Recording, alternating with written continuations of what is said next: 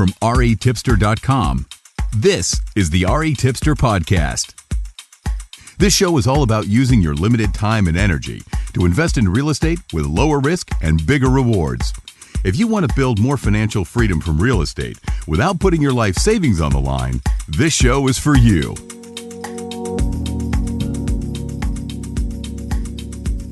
Hey everybody, this is Seth Williams and Jaron Barnes from the REtipster podcast. On today's show, we have a really interesting conversation lined up, and I'm super excited to get into this. Willie Goldberg is somebody who has been on our radar for a while now. He's currently in a mastermind group with my dashingly handsome co-host, Jaron. And in less than 2 years, Willie has built his land business up to 92 notes through seller financing, and he's averaging over $20,000 in monthly revenue and actively buys and sells about 15 to 20 properties per month, which kind of blows my mind. Like, for me today in my current situation, that's doing really, really good. And to be doing that well this early on in the process is like, whoa, like how is that even possible? But we're going to get into that. So, I don't know many people who are doing it this well, this early on in the land business. And, Jaron has just been really impressed with his operation. Jaron was able to meet Willie long before I did. But yeah, we just wanted to get him on the show and find out, how is he doing this? How is he even able to, get to the point of financial freedom and doing this kind of business full time and doing it at this level? So, and I do need to jump in there. And actually, there's a correction. It's 95 notes, not 92. So he just texted me that last night. I was like, damn. Huge mistake. Sorry about that. Yeah, huge. So, Willie, how you doing, man? Welcome to the show. I'm doing well. Thanks for having me. I appreciate it. Yeah. So why don't we start by hearing a little bit more about your backstory? Like, how did you first learn about this land flipping business? What was your life situation when you decided to start getting into this and taking it seriously? Yeah. So I guess I had a couple of years of in the workforce. I graduated college in 2015. So I was out in investment banking. It was my first couple jobs. And so I thought that was kind of the career path that I wanted to go down. And I spent a couple of years. I was out in Charlotte and Boston, had some jobs over there. And while I was in investment banking, I kind of realized at that point, there's a different way I could go about my career and kind of choose a different path. And so while I was in that job, I kind of started listening to real estate podcasts and trying to understand how I could potentially get out of a job. I found real estate wholesaling, and that's kind of the route that I wanted to go into. Which is pretty much buying and selling. Well, it's putting a house under contract and selling that contract. It was a little bit challenging while I was having a job to go on site to homes. So I found, I kept listening to podcasts, and I found the vacant land niche where it seemed I did not need to go on site to actually view homes and view land. So that's kind of how I started it and picked it. And I heard about the returns that some people were getting, and it sounded, coming from a finance background, you can't really get those kind of returns in any other asset or investment. So I thought to myself, this really makes sense. It kind of made sense to me. So I decided to give it a shot. And so I started doing that on the side while in investment banking. I was kind of miserable, to be honest, while I was doing it. So I looked into it. I explored it more and kind of decided to jump in with both feet. And yeah, that's kind of how I got started. That's where my interest came from. And then I really just started grinding on the side while I was having a job. And then ultimately, so I started in April of 2017 when I sent out my first mailer and went full time into the business I put in my 2 weeks in the end of May in 2018.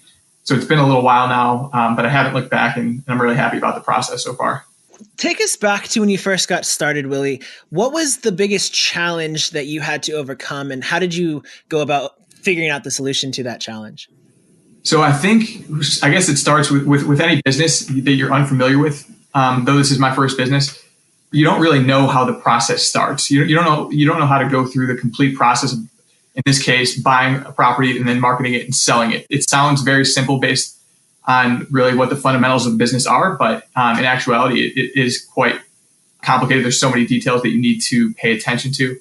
So in the beginning, I mean, just trying to take it one step at a time. It was really finding a market and finding that the market in a place where I could feel comfortable buying in and where I could have some success selling in was really a challenge. So in the beginning, I needed to find something that stuck and a sales process that stuck. And so once I figured that out, it probably took me 6 months to a year to really get comfortable in the business and really, I guess, go through a couple deals and see it front to end. But going through that process really allowed me to scale it. And had I not figured out which markets to buy in, where I was comfortable with, what markets in the counties that I buy in were the best markets, and really go through the complete sales process and systematize my business, I wouldn't have been able to scale. So I think really getting started is kind of just getting my footing in the business and learning to scale. So now, Willie, I know that you mentioned earlier how you were able to quit your job, and I think you said mid 2018. I've been through that. I know it's a huge decision to get to the point where you're actually comfortable pulling the plug. There's a lot of things that need to be in place. What was it like for you to make that decision? Like just in terms of your own personal cash flow, like was there a certain number where it's like, okay, once I have X number of dollars predictably coming in each month, then I'm comfortable? Or did you sort of just jump first and then figure out the details later? How did that work for you? So I had went into the business with the intent of quitting my job. Okay. That was my goal. I set a date. I didn't meet that date. And I started having a bit more success, and I started figuring things out, and things really started to grow exponentially and sales grow exponentially. And in March of 2018 is really when I had quite a bit of success. And I think I sold 13, 14 properties that month, was the most I had sold by a bit, and had a couple fairly large cash sales. And I started thinking to myself, it doesn't really make sense to have a job. I was making quite a bit more doing this, 3 to 4 times probably what I was making at my job in the land business. And so at that point, I decided to really call it quits. I did have some notes at that time, but I really started going heavy into the notes in March. I had done some prior to that, but I didn't have that much coming in each month. I've really scaled the note portfolio later on, but I kind of took a chance and really thought about what the worst case scenario is. I'm a pretty young guy, 26, don't have any kids, not any responsibility. So I thought if I failed, then worst case, I go back to a job, go back to the corporate world and try to rebuild my status. But I kind of jumped in with both feet and said I was gonna figure it out and make it work. So that was the process. Yeah, that's a pretty huge asset in any new entrepreneurial endeavors. Having the freedom and the time and just the ability to totally focus your energy on something without I don't want to say distractions, that sounds terrible, but having the distractions of other responsibilities and, family stuff. And so, yeah, that's good that you were able to identify that and jump in at that point in your life. And I know something that is really, really difficult for a lot of people. It's like this bottleneck that everybody eventually runs into is funding for deals, because sometimes they just take longer to sell, or if you're selling with seller financing, it can vary in terms of how fast you get your initial investment back.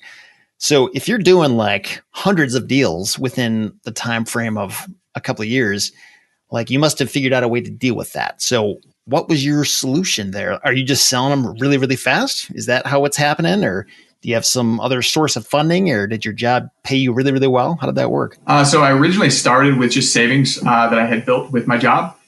And then at the beginning like I said, the first year, I only really did cash deals. So that part, it wasn't an issue. And then I had a bit of savings, and I was still getting some cash deals. So I kind of, it was self-funding for a while. And then I really pushed the owner financing. So I would say the past 4 or 5 months, I've really started to push it. And so capital has, to be honest, I've dumped everything that I have into this business. I have some money in a retirement account. I own a condo. Those are pretty much the 2 other assets that I have. I've literally dumped everything of my savings into this business.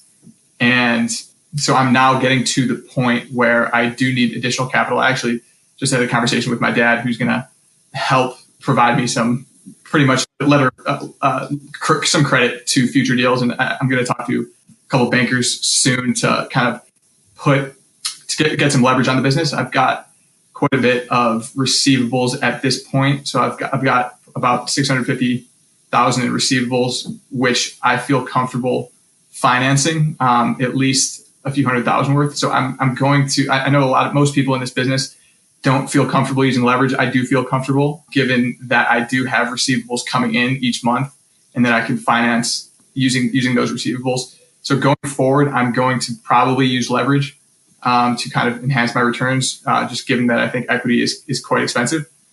So that's kind of, I've really just dumped everything I could into the business. It was self-funding for a while. Now I'm at kind of an inflection point, and I think I'm going to use leverage going forward to kind of continue to scale the business. So that's kind of how I think about it right now. That's awesome, man. I want to jump in there.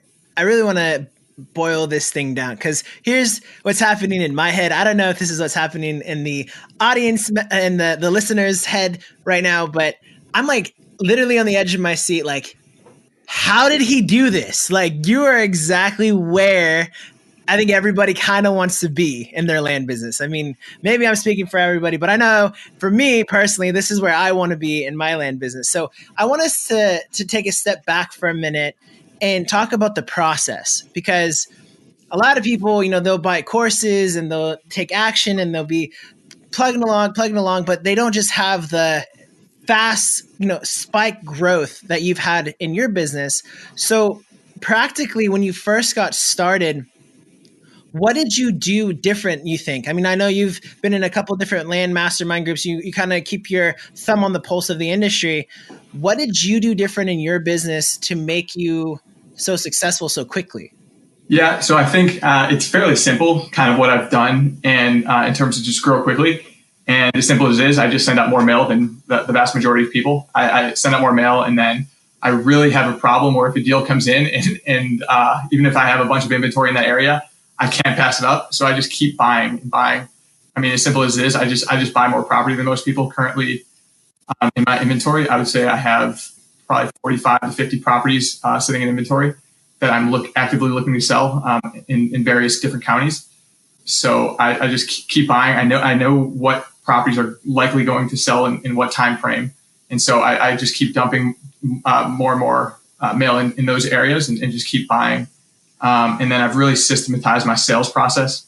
So I feel very comfortable selling, and I'm very good at driving traffic to my website, getting people to go on there, check out with a credit card. And I think recently with the amount of owner finance deals I've been doing, people have started to, word has started to spread a bit, at least in the markets that I focus in, that I am offering of quite a wide variety of property in those markets at owner finance terms, and people kind of just go to my website and view what I have. And so I've built up a good amount of traffic going to my site without relying on some of the major land sites. And so I think that in building my buyers list, I would say those in conjunction have really led to my success. So buying a lot and then systematizing my sales process, driving traffic to my website, offering a seamless, easy process for buyers to check out. And I think that's really what's led to my growth. Yeah. So you just mentioned half a dozen things in the past. Yeah, I apologize. Open up a bunch of new questions. So just really quick, when you say you're sending out more mail than everybody else, what does that mean? Is that 5,000 mailers a month, 10,000, 50,000? And is this blind offers or what kind of mail are you sending out? Yeah. So I would say currently, it varies month to month. It depends how much inventory I have. I probably send out, I would say 4,000 to 5,000 okay. ish. All right. Yeah. And in terms of driving traffic to your site, this is all organic, I'm assuming? You're not paying for ads or anything? Are you just people, the word is getting out about you and it's referral traffic, or where's that traffic coming from? So I noticed that there's a lot of repeat people going to my website. A lot of the traffic is driven by, so I do post, I guess the websites that I post on are, Facebook Marketplace is huge for me now. I was showing Jaron the other day, I get quite a bit of probably 10 to 20 people reach out on Facebook Messenger a day from just Facebook Marketplace. That's probably the biggest driver of traffic to the site. I also, Land Century is big for me. I do post on sites like Land of America, Rural Vacant Land. I no longer post on Zillow. I had a problem with them. I just stopped it altogether. They were being quite annoying. I don't post on Craigslist anymore. I honestly don't even know where a lot of the traffic comes from now. I noticed when I look at the numbers, there's not like a ton of people that go on my site every day, but I don't know exactly where they're coming from. I think a lot of the top of my funnel is coming from Facebook. If I were to say, I would say about maybe half is coming from Facebook and then other sources for the other half, but that's just kind of a guess. Mm-hmm. Okay, man. So you're throwing out Craigslist and Zillow. That's really interesting to me. I mean, just because like those have always been like two fairly big sources of traffic. I do understand the Zillow thing. I know they've been super annoying for me as well, and I've heard that from other people too. Like just like, why do we have to make this so hard to get this listing up there? Come on. And Craigslist, obviously has always had little issues inherent in how it works, just like spamminess and ghosting of posts and stuff like that. But that's so it sounds like Facebook Marketplace, Land Century, Rural Vacant Land. Were those the big ones? And then Land of America. But to be honest, I don't really get that many leads from them. Mostly Facebook, Land Century. So it sounds like your website is a pretty big deal in terms of just acting as a intermediary for buyers and that kind of thing.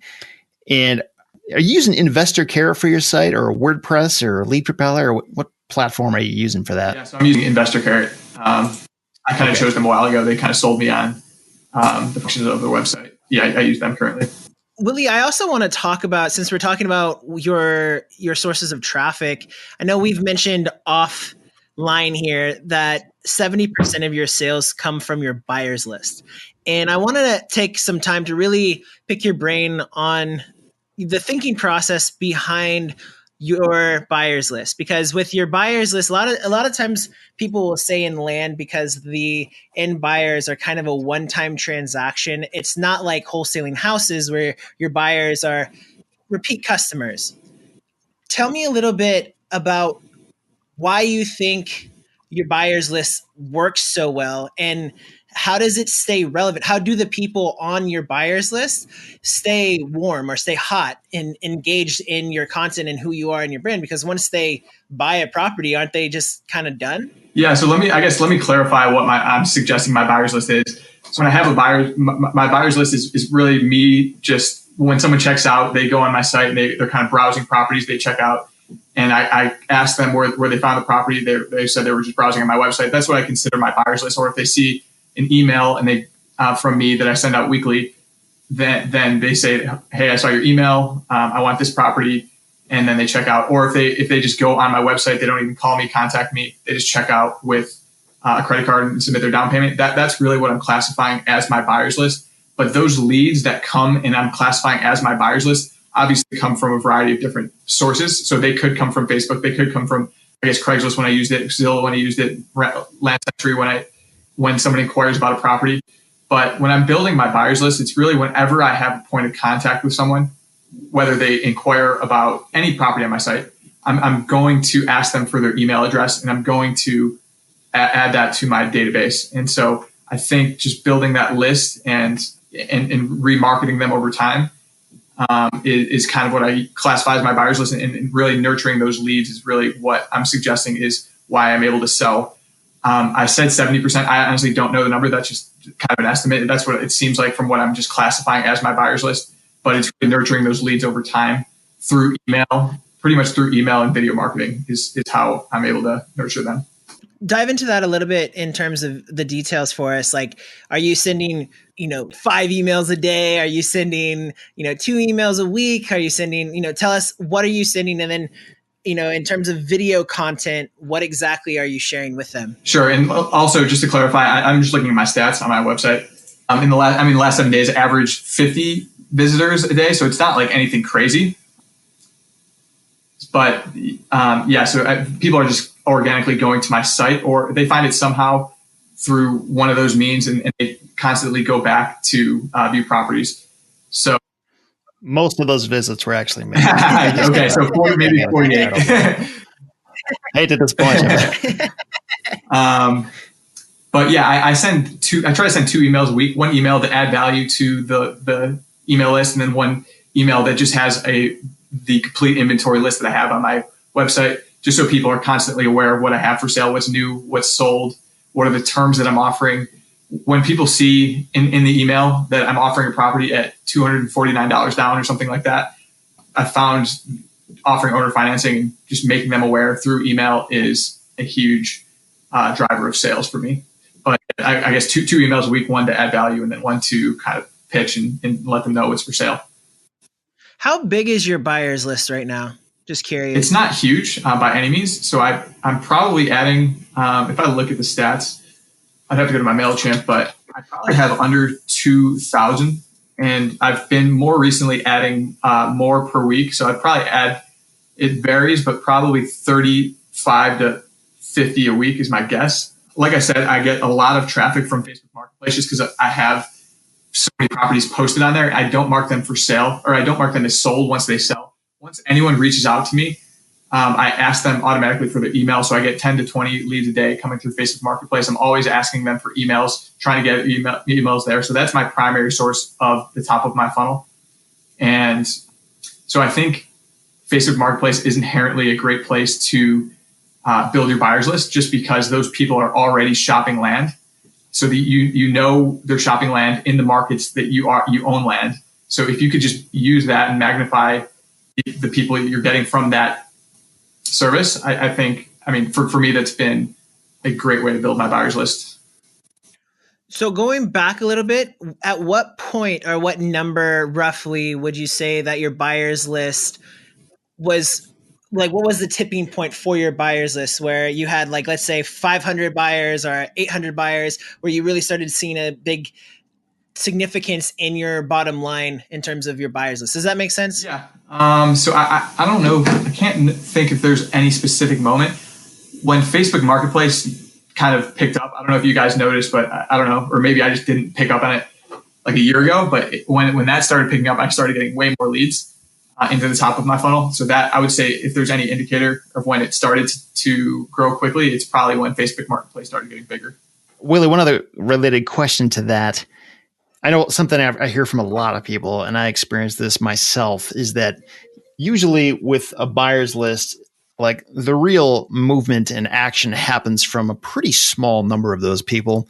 Would you say, like, I don't know, is that how yours worked? Are there like really just like 3 or 5 or 10 or 15 people that actually do most of the buying, or does it come from just tons of people across the board? No, definitely. I think, yeah, the numbers on my campaigns, definitely not everyone's opening it. There are some buyers who are 5 stars, what MailChimp's gives them, and a lot of people just never open them.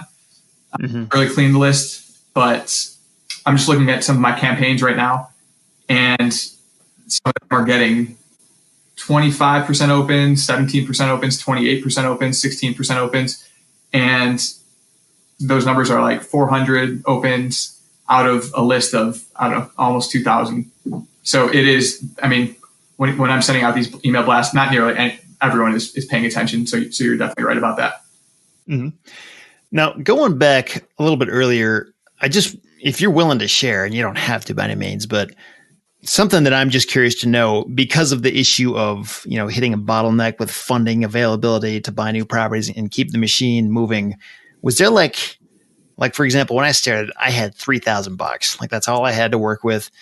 I've talked to people who have like $500 and they want to get started.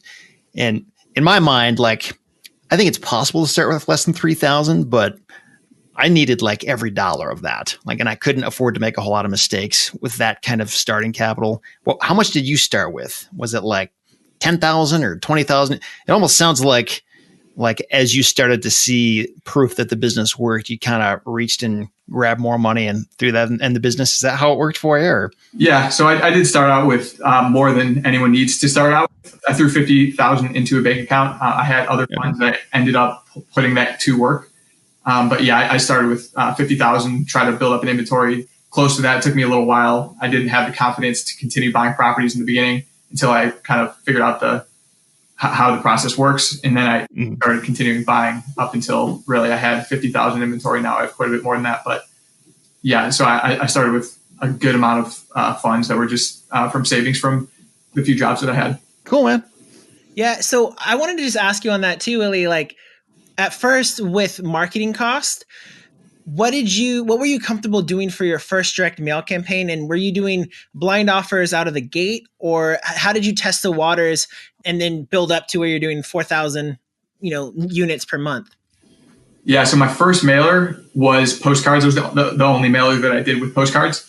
I think I sent out 400 units and just sent it to a tax delinquent list. And I got a bunch of callers from that. And I had so many return letters on that, but I did snag out a deal from that. And then going forward after that, I exclusively did blind offers using third-party data sources, which I thought was inherently more scalable. Yeah, for sure. I would agree with that. That's awesome. So you said earlier that you've been sort of pushing seller financing more in your business. Does that mean that like you're only giving people the option to buy with seller financing, or they just get financially, they would be dumb not to do seller financing versus paying cash? Like, what does that mean in terms of if somebody wanted to steer their business so that they build up their notes over their cash sales? How have you done that? So I definitely offer cash prices, and I obviously prefer cash prices. And I think it makes more sense for buyers if they have the funds to use to do cash prices and to pay cash, because I do charge quite a bit in interest. I do have a button on so if you go to any of the listings on my website, there is a buy now button that takes them to a checkout where they can submit the complete payment on a credit card. And then there's a buy on terms button that offers the seller financing option. And so I would say probably around 2/3 of people, if not more, are taking advantage of the owner financing. And I think if someone wants to get started in doing owner financing by just giving the option in the listing and making it abundantly clear that there is an option to put a few $100s down rather than paying the whole thing up front, people are going to gravitate towards that. If you give people that option, they will take advantage of it based on my experience. And how do you seller financing obviously introduces some complexity to this whole process. Everything from how you collect payments to what systems you use to monitor all that. And when people stop paying, how you handle that kind of stuff and the documentation. There's just a lot of stuff you got to think about that you don't have to think about with a cash sale. And how do you is there software you use for all this stuff? Like, how are you collecting payments?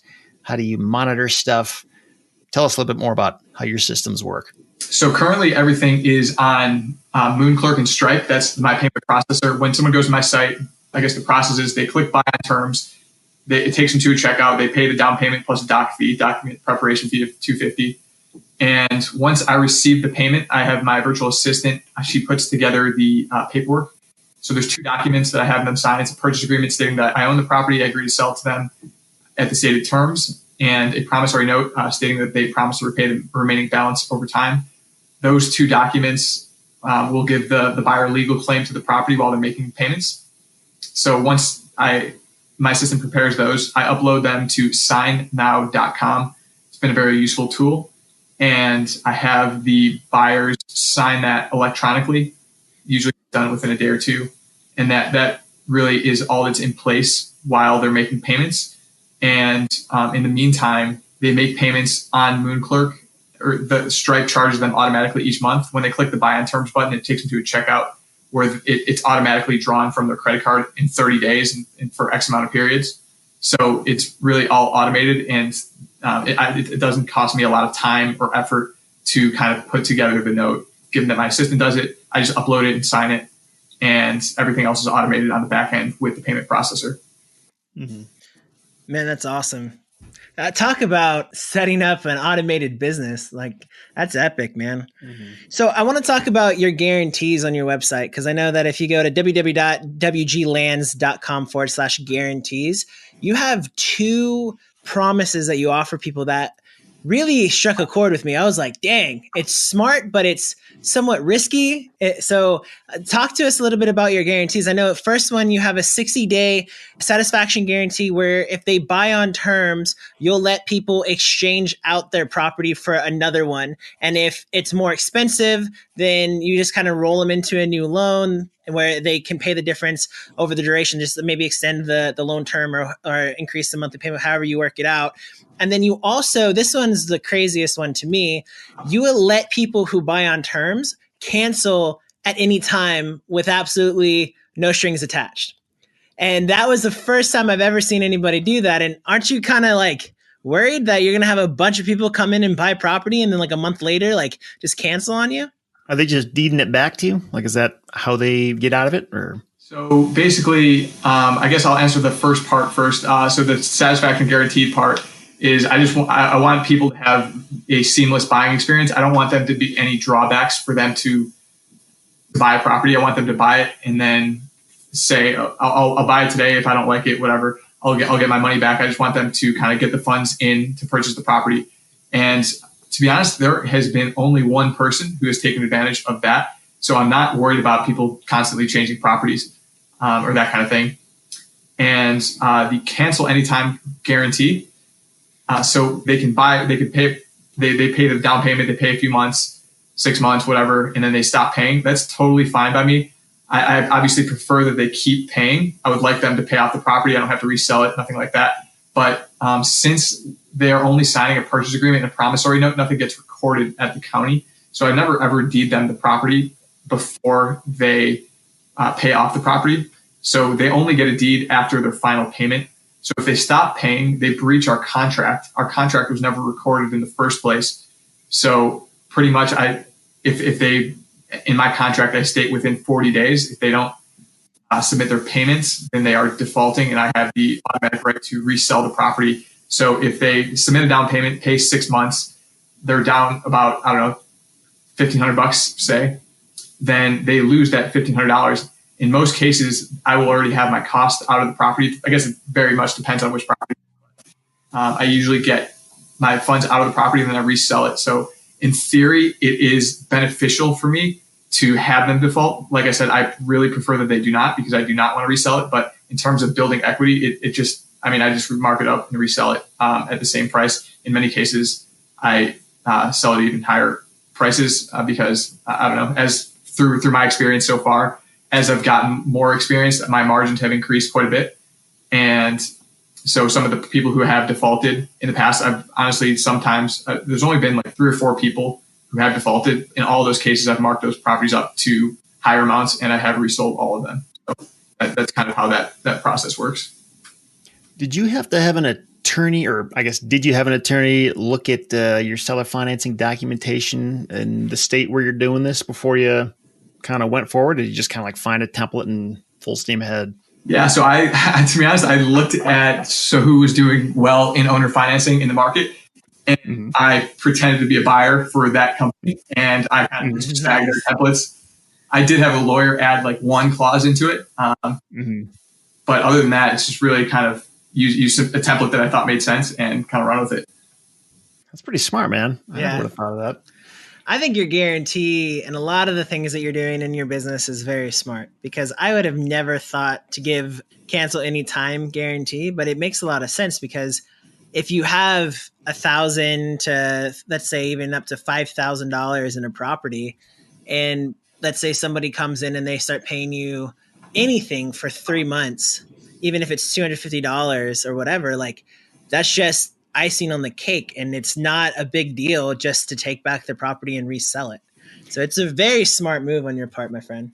Yeah. And when you think about the typical lender and borrower relationship, I mean, it's almost sort of designed to be divisive as soon as the borrower stops paying, or if some kind of hardship comes up.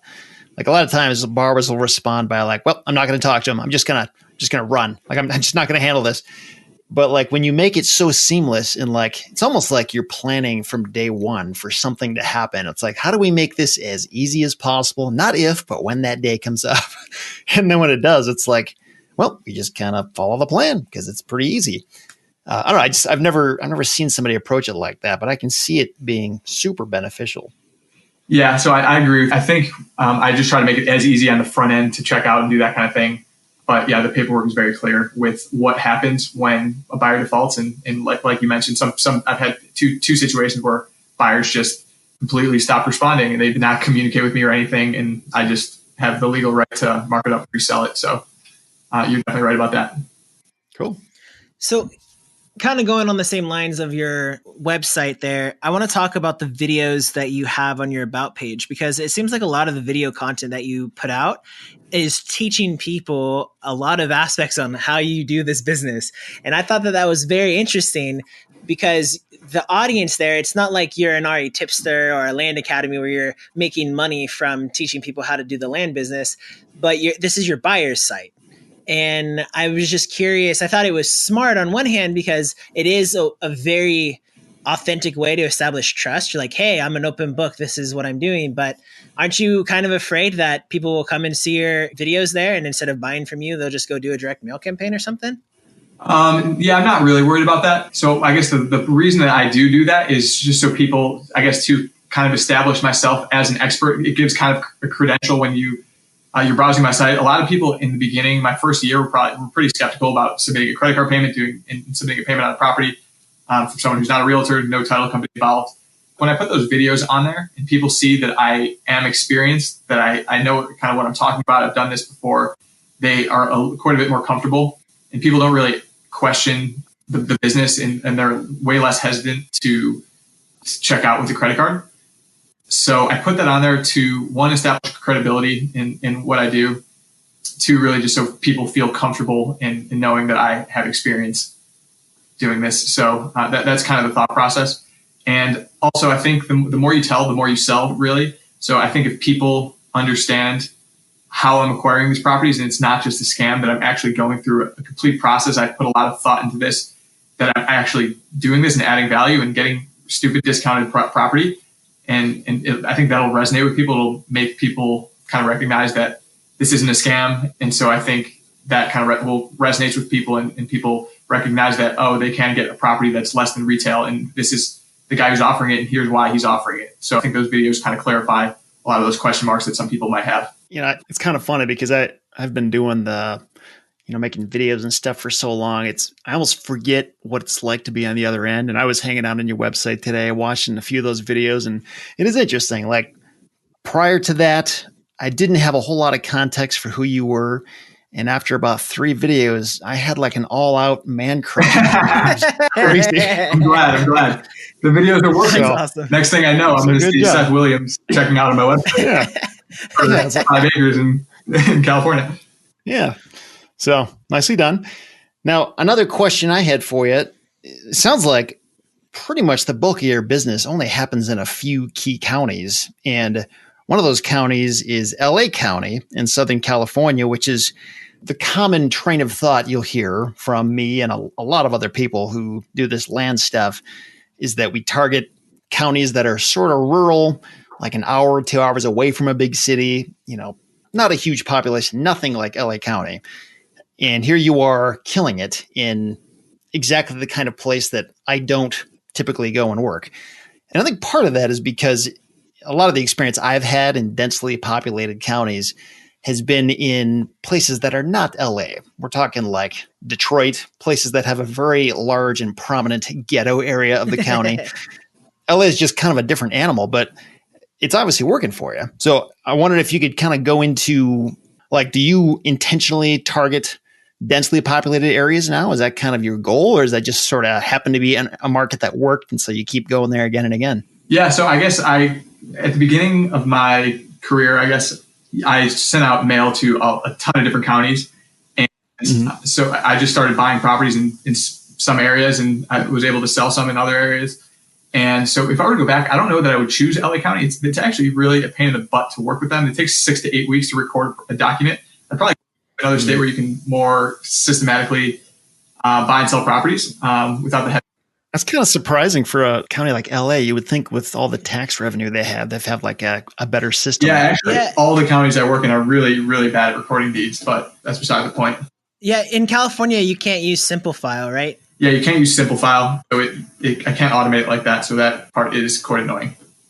Yeah, just for our audience, guys, Simple File is a really, really nifty tool where you're able, in select counties that actually work with them, you can upload your documents that you need recorded online, and you can just hit submit, and then it'll record with them. So it's really, really nice, because otherwise you're pretty much going back and forth to the counties, and it can get really messy pretty quickly. So just wanted to give a plug for that. We'll throw that in the show notes. I chose Los Angeles County and San Bernardino County, Kern County. It's just kind of where I built the buyer's list. Like I said, I don't know if it's necessarily where I would choose if I were to start over, especially because the counties, because the tax situation in California is ridiculously high. But it's just kind of where I started to build my list. And I was able to sell properties through building my list in those areas. And like we talked about previously, that my list and my buyer's list is really how I market and sell properties. And that's why people know my website, is because of the Southern California market. So you could really do what I do in any market. It's just kind of where I had some early success, and I just kind of went with it and doubled down there. And California has I think it's the highest income tax rate of any state in the country, right? Do you have to just pay a bunch of money to the state every year in taxes? Or yeah. So last year I didn't have to pay that much, just because I started in 2018. It wasn't killing it then. Now this year I'm going to have to pay quite a bit more. Yeah, they do have I think it is maybe the highest income tax rate. So I'm about to get stung pretty badly in April. Yeah, I know. That's one of those things that it's definitely a consideration, but if you're in a market that's working, just pay the taxes, it's worth it. But, if it's not a huge differentiator, if you can do just as well somewhere else, then, states like Texas and I think Nevada and Florida don't have any of that. It's 0%. Yeah, I mean, these are what people call rich people problems. They're good problems to have. I'd much rather have a big fat tax bill because it means I have money. So it kind of just comes with the territory. There goes Jared putting his positive spin on things. So I just wanted to kind of touch base, Willie, on the video that you have on how you choose the best land markets to invest in, because your philosophy, your approach to identifying a good county and a good market was very unique. And it was the first approach like yours that I've ever heard. So can you kind of just at a high level give your approach? If you were to start brand new in a new county today, and let's say, Florida, what would be your approach to identify a good county? So to identify a good county, you want to find property where there are buyers. That's the biggest indicator, is if you want to go to a county, is if there are quite a few buyers that are going to be looking at your listings when you're selling them. This is just my opinion. Obviously, there are different philosophies, different ways to go about it. I think it's good to be near a big city just because there are a lot more people in a big city. I've kind of messed up and bought some properties in rural areas. Rural areas are fine. You can sell them, but you need to get them at really, really discounted prices. I like to be closer to metropolitan areas just because I know there's going to be buyers close by. One way I do it is if you look at Zillow and you look at the competition for properties, it shows you how many people are viewing specific listings. And I think if you look at those and you see that there are people looking, if you're going to send out a mailer for X price and you go to that market and you're looking at properties that are selling for that price, you can see how many people are looking at those properties. And so if there is a market where there are a lot of people who are actually looking at the listings that you will probably be selling in the near future, at least at that price point, I think it's a good indicator that you're going to get a lot more interest in people inquiries about your property, and you're going to be able to build your buyers list a lot quicker that way. I have noticed, Willie, on your YouTube channel, it looks like you're using videos quite a bit when you're selling properties. Do you make a video for literally every single listing you create, or is it just the big ones that warrant more explanation? And what do you say in these videos, and how important is video to you when you're selling deals like this? So I originally, when I started the channel, I started creating videos on every property that I had. And then it turns out that is not scalable at all. So I stopped doing that almost entirely. I still do some property videos. I probably will continue to do it, but I can't. I flip so many properties. It's just not worth my time to do it when I'm selling without video. So I don't create it for every property video. And so I try to, the main point of my channel is to just kind of send videos to my email list, people who subscribe to my channel. So just so they're aware and regularly can, when they watch my videos, they could, they're more likely to know, like, and trust me and believe that I am an expert in the industry and understand my value proposition of offering a wide variety of land in Southern California market at with owner finance terms. I think it builds awareness and a know, like, and trust factor. And so that's kind of the purpose for my videos. Do you think if you hadn't used videos, would you still be where you're at today? Has video been like a crucial piece of the puzzle, or is it just kind of mildly helpful? I think it is very crucial. People who get on the phone with me, they know who I am already, at least a lot of the time, because they see the videos. And video is definitely crucial for my success. I would say. Yeah, I would agree, man. Maybe it's because I'm like a video person myself. Like I would much rather watch a video than read a huge blog post. That's just kind of how my brain works. But when I first started doing this years ago, like even though I wasn't good at video, I just saw the inherent importance in it. Like the fact that you can see a face and hear a voice and feel like you're getting to know them. I'm always sort of surprised that more people don't do it. Maybe it's, I don't know if people don't like being on camera, or maybe they just assume it's too hard. I don't know. But for the few people that are doing video out there, it seems like they always have a huge leg up on the competition just because they've chosen to do that. It's amazing how many, I know of some pretty huge land outfits out there that have like 0 videos. Like they just won't do it. It's like, man, what if they were willing to do that? Like how much further could they be? Yeah. So I guess I could expand a little bit. So when, I guess the customer journey going on my website, so they get to my front page, they automatically see a video that kind of explains who I am and information about my business. They opt into my website by putting their email. That's the only way they can see the properties. Once they go through there, and any email that I get, I just put them through the same funnel. They automatically go through my email sequence, which has a few different videos and just text emails as well. And so they're already getting several touch points on video right when they become acquainted with my business. And if I didn't have those sales points with video, I don't think I would be successful in terms of selling. So I would definitely recommend adding that to any sales funnel in not just this business, any business in general. Yeah. And I know you've got a ton of videos on your YouTube channel. And, you know, I'm not sure how much time you spent trying to figure out which ones are getting the most views or anything like that. But I know just looking, I mean, this happens on pretty much any YouTube channel. It's like the 80-20 principle where really like 80% of the views are coming from 20% of the videos, or 90-10 or something like that. What would you say are like the top 3 or the top 5 most viewed? Actually, I could probably figure this out right now just by seeing what's most popular. But I was going to say, I don't have no idea. I should probably know.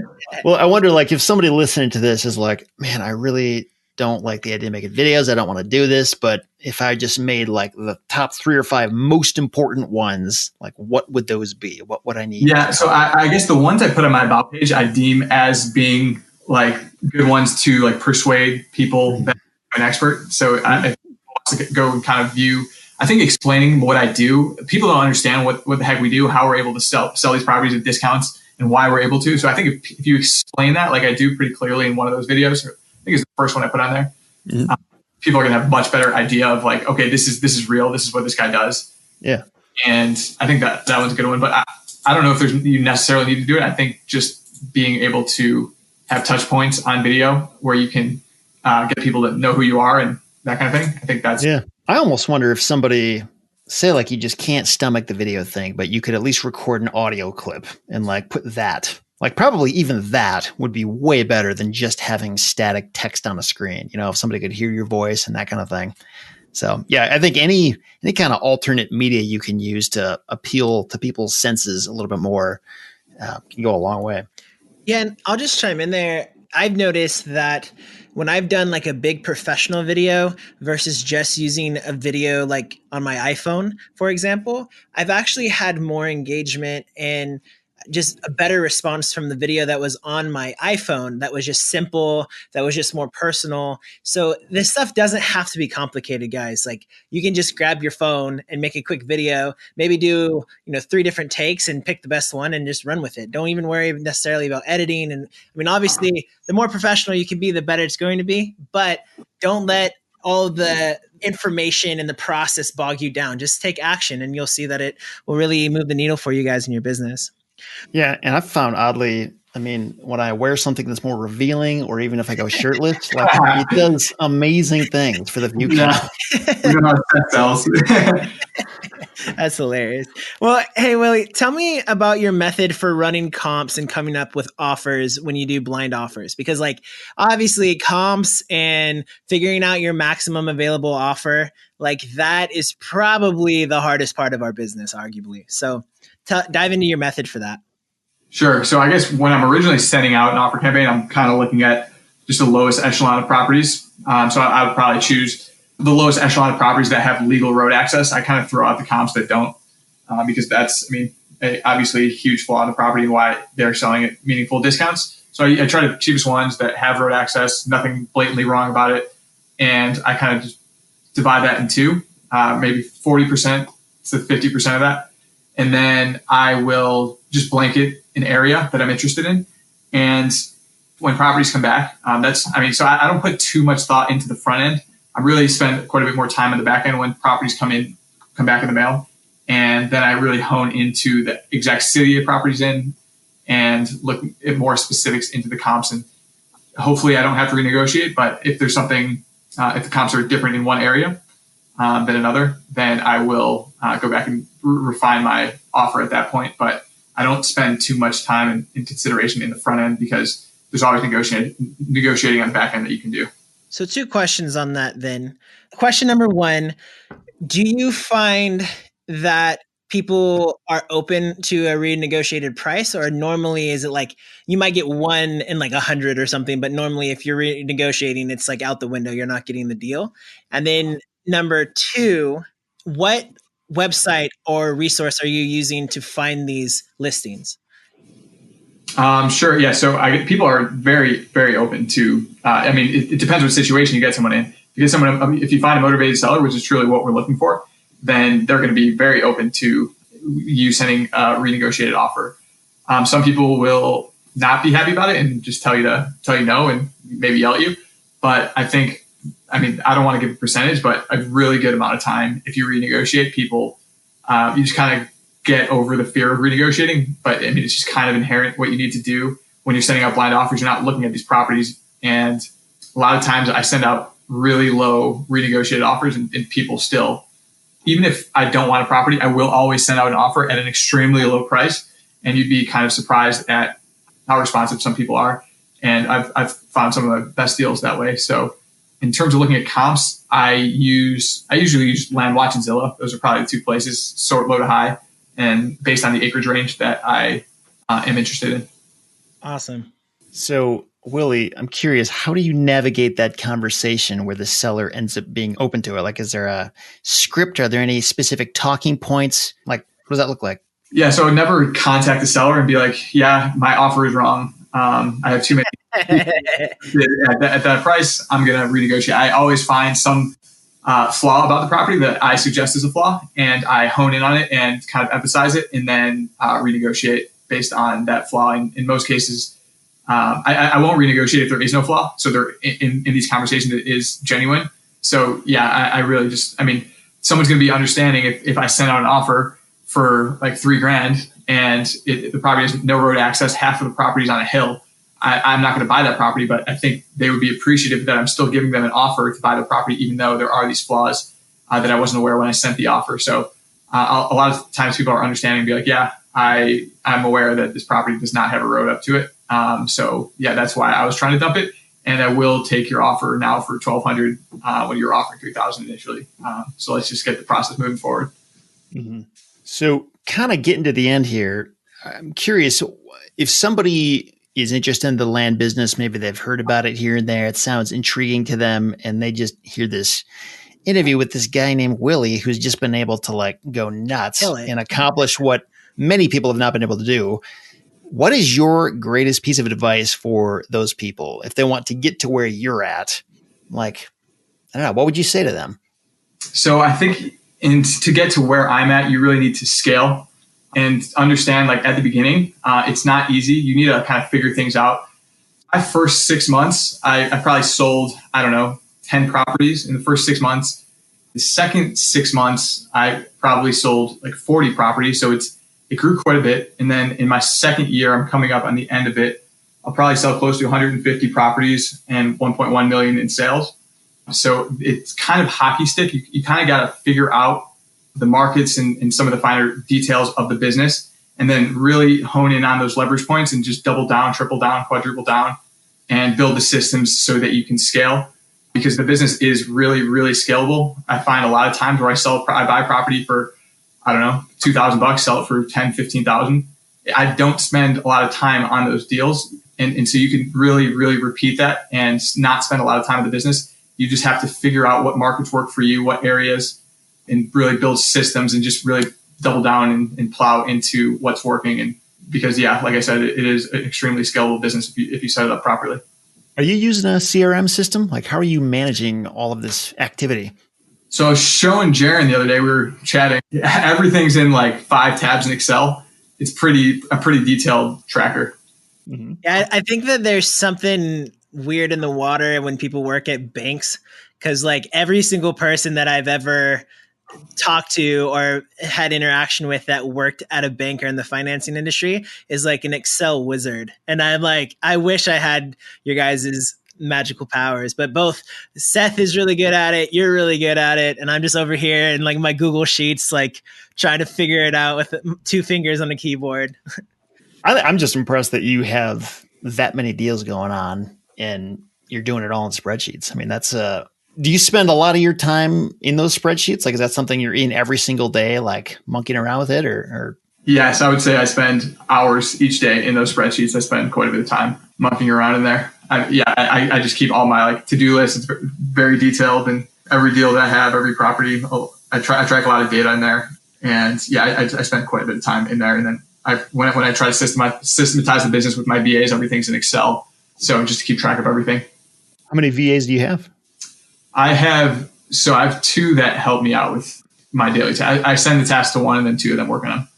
Mm-hmm. Okay. They bill like 30 hours. I don't know. Last time I checked it was 20 to 30 hours a week, probably. Mm-hmm. What tasks are they handling for you? So they do all the diligence. They do all the paperwork. They do all the property postings and that kind of thing. So I try not to do anything that I can have them do pretty much. Mm-hmm. Yeah.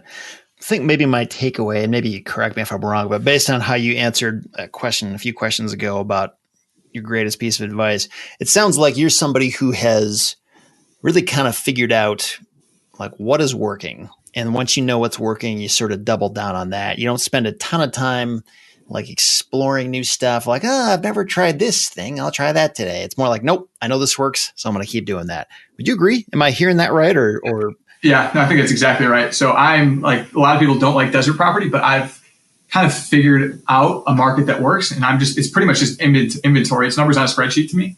So when I'm just buying stuff, I know in the areas I have, I need to build this inventory here in this county, in this city. And then I need to have these cities in this other county. I need inventory there and that kind of thing. And then when people are going to my site because they want those properties in those areas.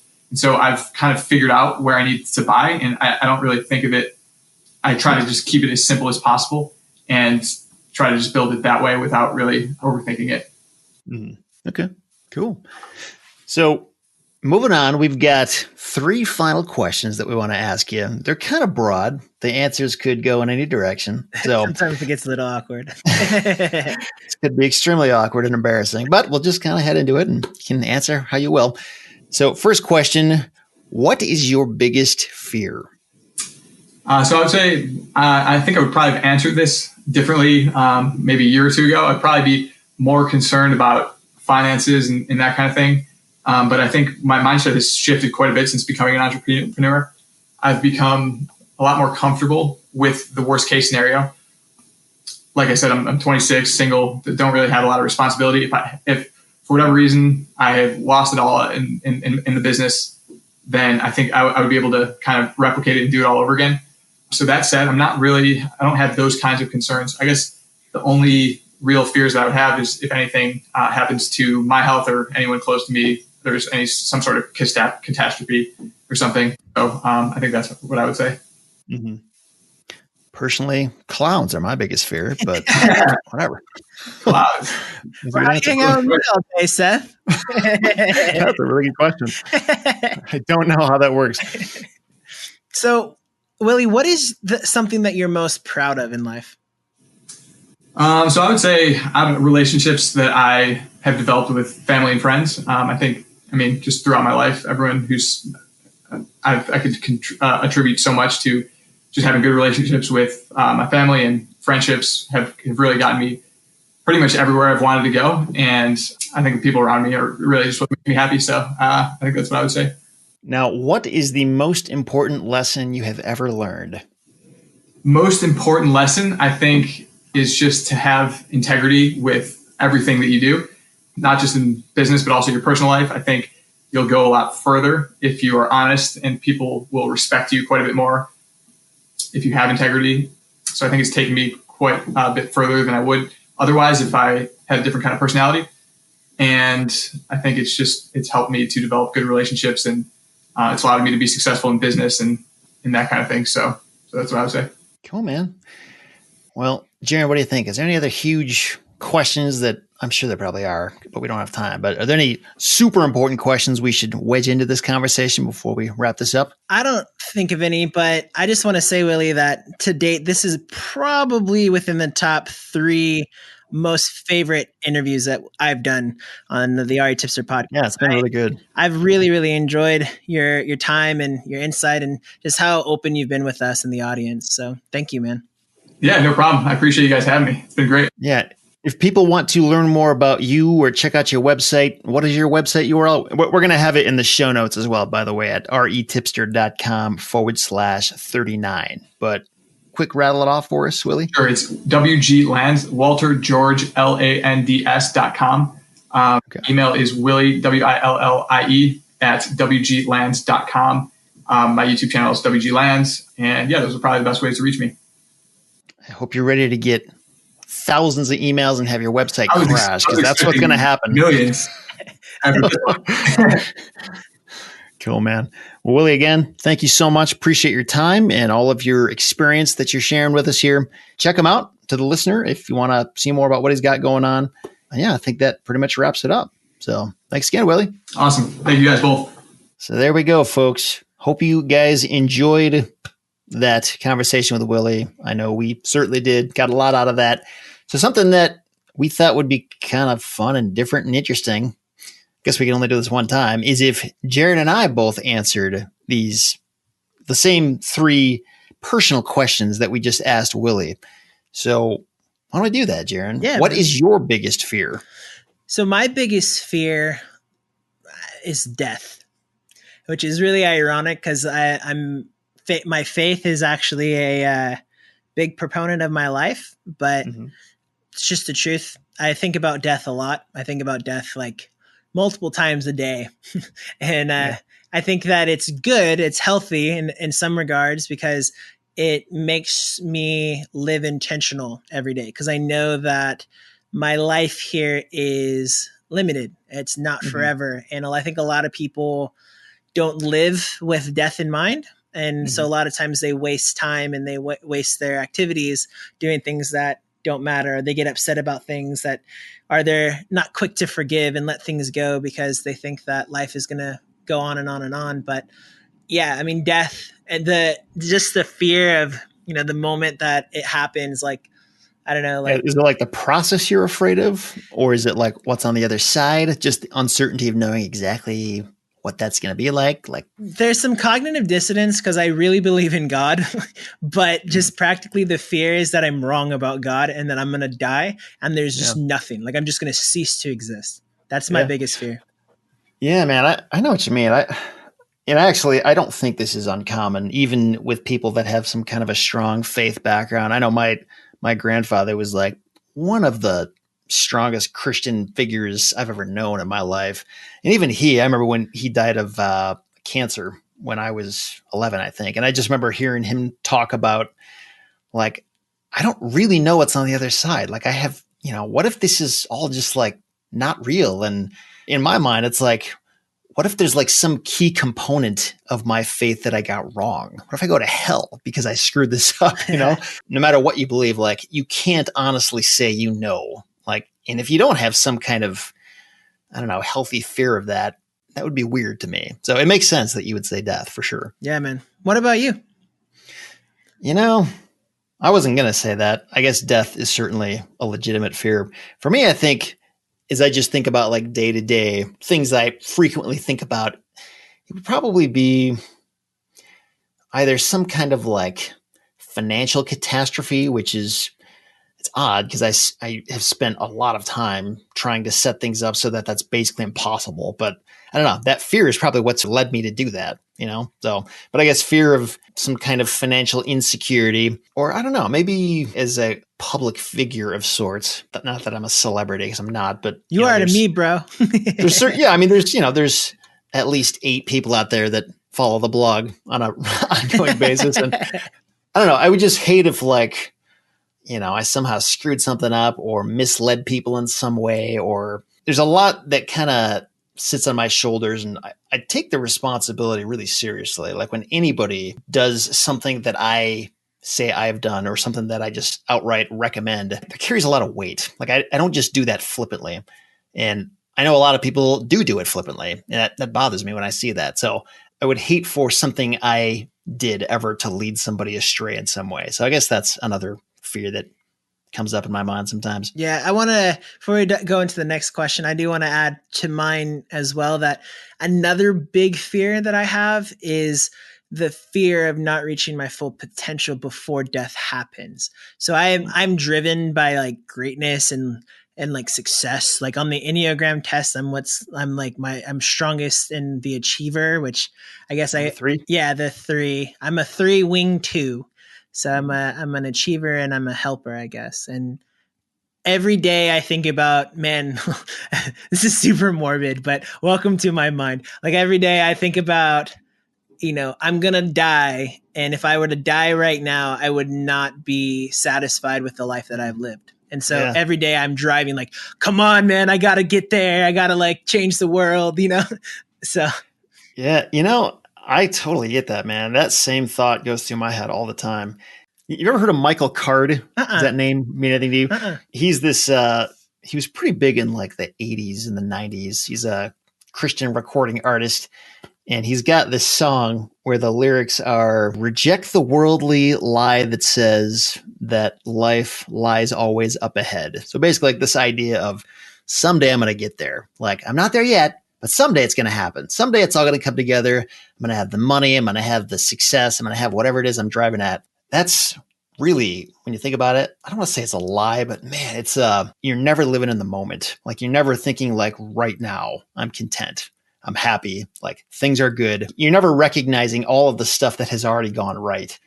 And I totally understand that and struggle with it all the time. But it's a good reminder of like, dude, just like focus on what you've got right now. Like just take a moment and be happy. Yeah, it's tough, man. Cause I look at where I'm at right now and I'm like, dude, but like, I don't know. I have this thing in me that won't leave me alone where it's like, if I'm not hanging out with presidents and kings of nations, like I've somehow failed in life. It's a ridiculous driver, but I can't get away from it. If I'm not living in this, every day really being intentional about growing and self-development, then I'm just not happy. Like it's just the thing that makes me happy is actually pushing myself and developing myself. So I think once I like get more margin in my life, I'm going to like go train and become like an endurance athlete or something really ridiculous. Just cause like, that's the stuff that honestly makes me happy is when I'm like pushing myself, If anybody out there has ever heard of the Enneagram test, I just heard about it like for the first time 6 months or so ago. And I've been reading and listening and learning a lot about it. And basically it's these 9 different overarching personality types. Everybody fits into one, sometimes more than one, but regardless of which one you fall into, it's possible to be a very healthy version of that or an unhealthy version of that. And like, for example, I'm a type 6, which I think it's called the loyalist. Very, very loyal, but I also am always like living out all of my worst fears before they ever happen. Like I just worry about everything. I'm always making contingency plans and that kind of thing. And, when you look at yourself, Jaron, about how you always want to be driven to be better and you want to look the best and achieve and all this stuff. It's totally possible to do that in a very healthy way. And like, it's actually like sort of a superpower. If you have that and a lot of other people don't, like that's probably going to be the reason why you get ahead is because the way you think is always pushing you in that direction. But it's also possible to like totally let that take control in all of the worst possible ways. Mm-hmm. Just like I can, live a life that's just constantly saddled with worry and fretting and just, it can get ugly. So it's just important to know, I think, where your tendencies are and be aware of when you're falling into that unhealthy category. Yeah, So 100%, man. I'd highly recommend guys checking out the Enneagram because I like personality tests, and Seth told me about it, and I was like, I've already taken a whole bunch of other ones, but this one's different. This one really, when I finally got my results and I read, it was like I was reading the inside of my mind. Like it was really weird. Yeah. I feel like it captures like more of the essence of who you are versus like, you know, your work strengths or your communication style. Like it really captures like, wow, this is who I am, what drives me, and what I need to watch out for. So I highly recommend it. It's a really good book by a guy named, I think his name is Ian Crone, I think is his name. And the book is called The Road Back to You. I'll link to that in the show notes, obviously. He's got a really, really, really good summary of all the types and like how to work best with them, what things to avoid, stuff like that. And cool thing about the Enneagram, probably my favorite thing about it, is that not only is it like super spot on, at least it was with me, but it's super quick to take it. It's like 5 minutes or less, and it's free. Like you don't have to pay anything for it. I'll link to the test that I took, and I think the one that I had Jaron take too. So if you listeners out there want to check it out, it'll be there for you. So again, the show notes for this episode, retipster.com/39. That's 39. And I'm just looking at the clock here, and we've been talking for over 10 minutes about question number 1, which is actually really cool. It's fun. I wasn't even expecting that, but maybe just to keep this episode from going super long, on the next episode we'll hit the second question, which is what are you most proud of? And then the next one will hit what is the most important lesson you've ever learned? What do you think? Yeah, I love that. Okay? It's a great idea. Okay. So with that, I hope you guys got some insight into how Jaron and I tick. Thanks again for sticking with us through this entire interview. And hopefully we'll talk to you guys next time. Thanks for listening to the REtipster podcast. For a full summary of this episode, stocked with links, show notes, and a lot more, check out the podcast archive page at retipster.com/podcast.